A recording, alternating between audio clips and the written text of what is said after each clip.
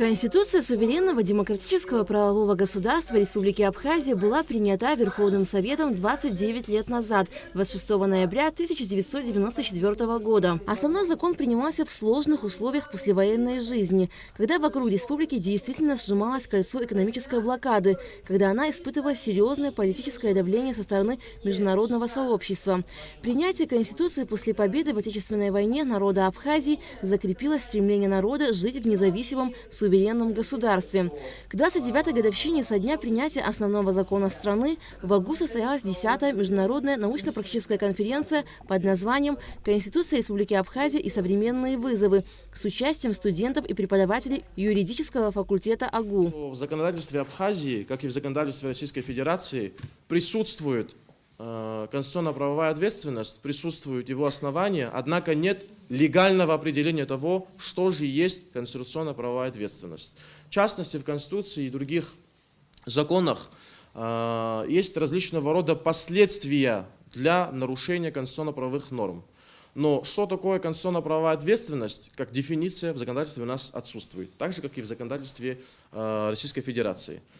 Если же говорить о месте конституционно-правовой ответственности в системе юридической ответственности, то здесь есть различные основания, которые могут свидетельствовать о том, что данный вид ответственности все-таки является самостоятельным. Сегодня Конституция Республики Абхазия – это стержень всего государства. Все 7 глав Конституции находятся в действии.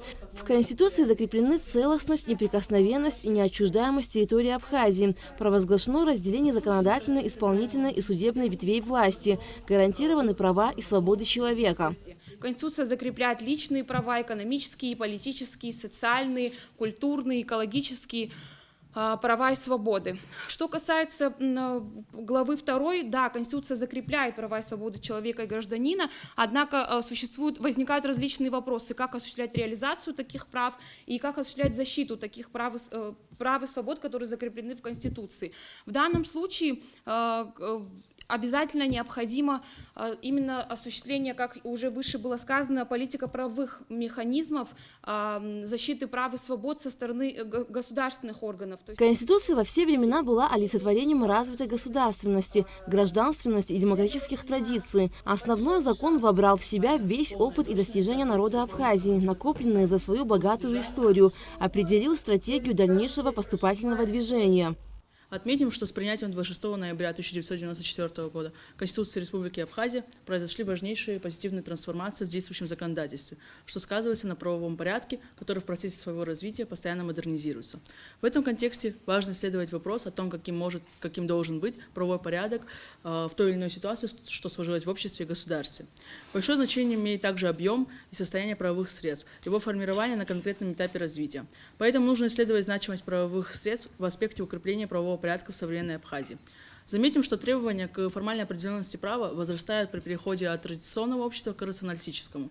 В дальнейшем они повышаются в связи с рационализацией всего большого круга общественных отношений, что в свою очередь усиливает значение законодательной техники, а следовательно требует избегания связанных с ней ошибок. В ходе международной научно-практической конференции выступили и другие студенты и преподаватели с докладами «Конституционные гарантии защиты прав и свобод человека и гражданина. История развития конституционализма в Абхазии. Конституция Республики Абхазия и некоторые вопросы правового статуса личности».